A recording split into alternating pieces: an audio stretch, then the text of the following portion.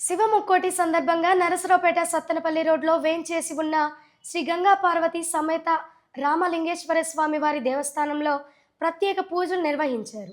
భక్తులు వేలాదిగా పాల్గొని స్వామి వారిని దర్శనం చేసుకున్నారని నిర్వాహకులు తెలిపారు.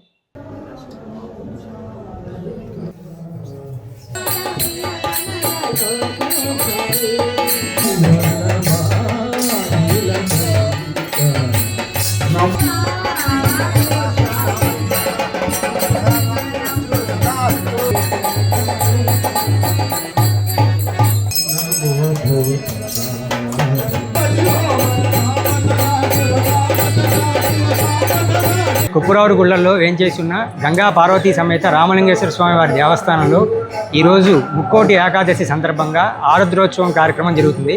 స్వామివారు ద్వార దర్శనంలో భక్తులకి దర్శనం ఇస్తున్నారు.